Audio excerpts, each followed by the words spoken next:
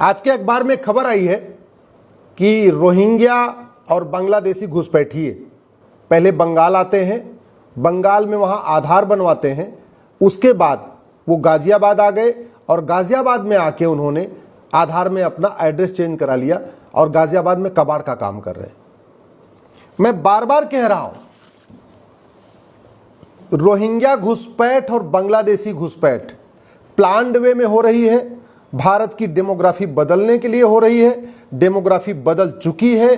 200 जिलों की डेमोग्राफी बदल चुकी है। 300 तहसीलों की डेमोग्राफी बदल चुकी है। 9 राज्यों की डेमोग्राफी बदल चुकी है। इसके बावजूद रोहिंग्या बांग्लादेशी लगातार आ रहे हैं। वो बंगाल के बॉर्डर पे और असम के बॉर्डर पे 2000 रुपए देके भारत में अंदर आते हैं। जो लोग बॉर्डर पे ड्यूटी कर रहे हैं वो 2000 रुपए लेते हैं, उनको अंदर करवा देते हैं। अंदर आते हैं, कॉमन सर्विस सेंटर पे जाते हैं, 2000 रुपए देते हैं, आधार बनवा लेते हैं। जब आधार उनका बन जाता है, दोबारा किसी दलाल को पकड़ते हैं, 2000 रुपए देते हैं, वो गरीबी रेखा से नीचे वाला यानी बीपीएल कार्ड बनवा लेते हैं। जब 2 डॉक्यूमेंट हो जाता है, किसी दलाल को पकड़ते हैं, नगर निगम में जाते हैं, 2000 रुपए में बर्थ सर्टिफिकेट बनवा लेते हैं। जब 3 डॉक्यूमेंट हो जाता है, फिर दलाल को पकड़ते हैं, आरटीओ ऑफिस जाते हैं, 3000 रुपए में वो ड्राइविंग लाइसेंस बनवा लेते हैं। और जब 4 डॉक्यूमेंट हो जाता है, फिर वो वहां के लोकल लीडर को पकड़ते हैं, पार्षद को और प्रधान को, या जो जिसको विधानसभा का चुनाव लड़ना है या पार्षद का चुनाव लड़ना है, प्रधान का चुनाव लड़ना है, उसको पकड़ते हैं और फिर उसके माध्यम से वोटर आईडी बनवा लेते हैं। यानी 10 से 12 हजार रुपए में रोहिंग्या और बांग्लादेशी घुसपैठिए भारत में आ जाते हैं और 5 डॉक्यूमेंट बनवा लेते हैं। और 5 डॉक्यूमेंट बनवाने के बाद भारत के टैक्स पेयर के पैसे से सारी सरकारी योजनाओं का लाभ लेते हैं।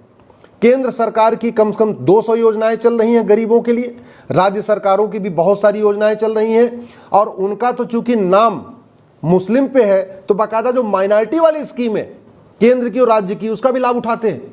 फ्री का चावल ले रहे हैं, फ्री की दाल ले रहे हैं, फ्री का तेल ले रहे हैं। कुछ राज्यों में तो फ्री में बिजली भी ले रहे हैं, फ्री में पानी भी ले रहे हैं, फ्री में मकान भी ले रहे हैं, फ्री में कपड़ा भी ले रहे हैं, फ्री में उनकी पढ़ाई है और इसके अलावा उनके बच्चों को वजीफा भी मिल रहा है।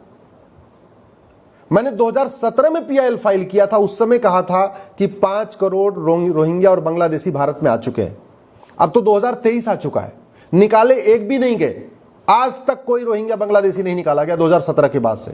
हाँ, आ रहे हैं, रेगुलर आ रहे हैं। म्यांमार से भी आ रहे हैं, बांग्लादेश से भी आ रहे हैं, असम के बॉर्डर से भी आ रहे हैं, बंगाल के भी बॉर्डर से आ रहे हैं। और आके वही पुराना खेल, वहां से बंगाल में घुसते हैं, वहां से बस में बैठते हैं एज ए टूरिस्ट और दिल्ली आके बस उनको पहुंचा देती है, जम्मू पहुंचा देती है, हरियाणा पहुंचा देती है, गुजरात पहुंचा देती है, केरल पहुंचा देती है, कश्मीर पहुंचा देती है। इतना बड़ा प्लान्ड वे में खेल हो रहा है। घुसपैठियों ने पर्शिया को ईरान बना दिया, घुसपैठियों ने कुंभा को काबुल बना दिया। ये अवैध जो घुसपैठिए हैं, ये एक तरीके से प्लान्ड वे में आ रहे हैं, भारत को बर्बाद करने के लिए आ रहे हैं। घुसपैठियों ने ही फ्रांस को 3 महीने जलाया, इसके बाद भी हमारी आंख खुल नहीं रही है।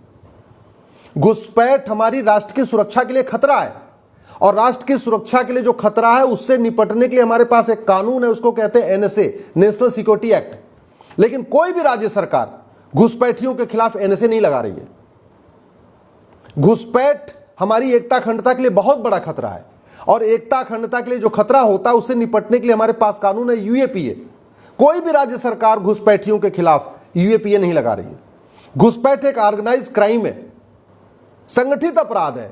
उसमें कई लोग शामिल होते हैं, कोई उसको आधार बनाता है, कोई राशन कार्ड बनाता है, कोई पैसा देता है, कोई बस मुहैया उपलब्ध कराता है, कोई उसको राशन उपलब्ध कराता है, कोई उसको जाके झुग्गी बनवाता है। ऑर्गेनाइज क्राइम है पूरा, बाहर से फंडिंग होती है। इसके बावजूद न घुसपैठियों पे गैंगस्टर एक्ट लग रहा है, न घुसपैठियों के मददगारों पे गैंगस्टर एक्ट लग रहा है। घुसपैठ एक तरीके से इनडायरेक्ट वॉर है, अप्रत्यक्ष युद्ध है। इनडायरेक्ट वॉर से निपटने के लिए हमारे इंडियन पिनल कोड में एक सेक्शन 121 है, उसको कहते हैं वेज वॉर, जिसमें आजीवन कारावास की सजा का प्रावधान है। लेकिन कोई भी राज्य सरकार घुसपैठियों और उनके मददगारों के खिलाफ सेक्शन 121 इंडियन पिनल कोड का उपयोग नहीं कर रही है।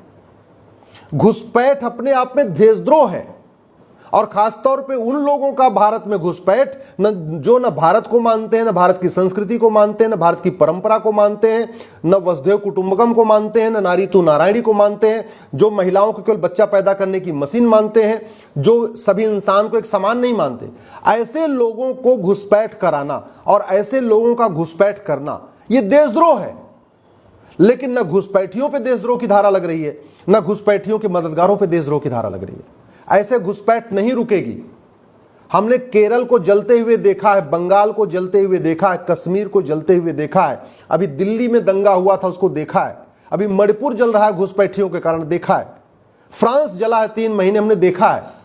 इसके बावजूद घुसपैठ पे कोई भी राज्य सरकार गंभीरता के साथ काम नहीं कर रही है। न तरीका यह है कि अगर घुसपैठियों पे और उनके मददगारों पे एनएसए लगाया जाए, यूएपीए लगाया जाए, गैंगस्टर एक्ट लगाया जाए, सेक्शन 121 इंडियन पिनल कोड यानी वेज वॉर लगाया जाए, section 124A Indian penal code यानी देशद्रोह की धारा लगाया जाए, घुसपैठ रुक जाएगी, 100% रुक जाएगी। कोई भी घुसपैठियों का आधार नहीं बनाएगा अगर एक बार हमने ये 5 कानून लगा दिए। एक बार अगर हमने ये NSA, UAPA, gangster act, section 120A और सेक्शन 124A लगा दिया, कोई भी घुसपैठियों की मदद नहीं करेगा, ना उनको बस उपलब्ध कराएगा, ना उनको भारत के अंदर एंट्री कराएगा, ना उनको कोई राशन देगा, ना कोई उनकी झुग्गी बनवाएगा, ना उनकी वोटर आईडी बनवाएगा, ना कोई उनका ड्राइविंग लाइसेंस बनवाएगा, ना उनका बर्थ सर्टिफिकेट बनवाएगा, कुछ नहीं करेगा। लेकिन कानून लगाना पड़ेगा।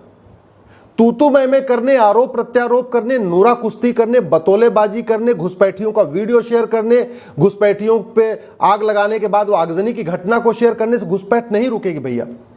मैं बार बार कह चुका हूं, 1000 बार कह रहा हूं, फिर कह रहा हूं। ये घुसपैठ इतनी गंभीर समस्या, आप सोचिए जरा।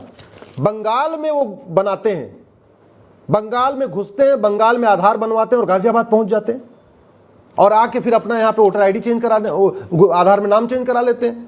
नाम बदल जाएगा, उसके बाद तो फिर एक ही डॉक्यूमेंट बनना है, एक बना उसके बाद तो दूसरा, तीसरा, चौथा, पांचवा बनता चला जाएगा। मैं सभी राज्य सरकारों से निवेदन करता हूं और आप जो देख रहे हैं आपसे भी निवेदन करता हूं, इस वीडियो को अपने सांसदों को भेजिए, विधायकों को भेजिए, अगर आपका कोई जान पहचान वाला आईएएस है, आईपीएस है, जज है, उसको भेजिए। जब भारत ही नहीं बचेगा, भारत की डेमोग्राफी ही बदल जाएगी, भारत का कल्चर बदल जाएगा, भारत की संस्कृति बदल जाएगी, भारत की त्योहार बदल जाएंगे, भारत के व्यवहार बदल जाएगा, भारत की वेशभूषा बदल जाएगी, तो क्या करेंगे इन पॉलिटिकल पार्टियों को लेके? और जब आग लगेगी ना तो कोई नेता बचाने नहीं आएगा, याद रखिए। 3 महीने फ्रांस जला है, किसी नेता का घर नहीं जला है, आम जनता का घर जला है। कश्मीर जला था, किसी नेता का घर नहीं जला था, आम जनता का घर जला था। बंगाल जला है, किसी नेता का घर नहीं जला है, आम जनता का घर जला है। केरल में हिंसा हुई, किसी नेता का घर नहीं जला, आम जनता का घर जला। मणिपुर जल रहा है, किसी नेता का घर नहीं जला, आम जनता का घर जला है। दिल्ली जल दंगा हुआ, कोई नेता नहीं मारा गया, आम जनता मारी गई, आम जनता का घर जला। ये जो घुसपैठिए जब आगजनी शुरू करेंगे ना, तो याद रखिए कोई पॉलिटिकल पार्टी या कोई नेता आपको बचाने नहीं आएगा। लेकिन अगर कानून आज हमने उपयोग कर दिया, अगर इंडियन पिनल कोड में एक नया चैप्टर जोड़ दिया जाए, ऑफेंस रिलेटिंग टू इन्फिल्ट्रेशन, और सभी देश के पुलिस कप्तान को डायरेक्शन चला जाए कि जो घुसपैठिया मिले और जो घुसपैठियों की मदद करता हुआ मिले, जो घुसपैठियों का ड्राइविंग लाइसेंस बनाए, वोटर आईडी बनाए, बर्थ सर्टिफिकेट बनाए, आधार बनाए, जो भी उनकी मदद करे, उनको बस उपलब्ध कराए, उनको भोजन उपलब्ध कराए या उनके लिए झुग्गी बनवाए, जो चाहे वो ऐसे थानेदार हो, चाहे हवलदार हो, चाहे सिपाही हो या कोई नेता हो, उसके खिलाफ आप नेशनल सिक्योरिटी एक्ट लगाइए, यूएपीए लगाइए, गैंगस्टर एक्ट लगाइए, वेज वॉर यानी सेक्शन 121 लगाइए और सेक्शन देशद्रोह यानी सेक्शन 124A लगाइए। जो आदमी घुसपैठियों की मदद करे उसकी 100% प्रॉपर्टी जब्त करिए, उसके घर पे बुलडोजर चलाइए। मैं गारंटी के साथ कहता हूं एनआरसी की जरूरत ही नहीं पड़ेगी, सारे घुसपैठिए खुद ब खुद भाग जाएंगे और आगे से कोई घुसपैठियों की मदद करने से डरेगा। कोई बॉर्डर पे जो 2000 रुपए देकर उनको इंटर कराते हैं, उनकी भी ना, उनके अंदर ऐसा खौफ हो जाएगा कि 2000 तो छोड़िए, 10,000 रुपए देने पे भी किसी को अंदर नहीं कराएंगे। यदि आपको मेरा वीडियो ठीक लगे, इस वीडियो को अधिक से अधिक शेयर करिए, अपने जान पहचान वाले सभी लोगों को भेजिए।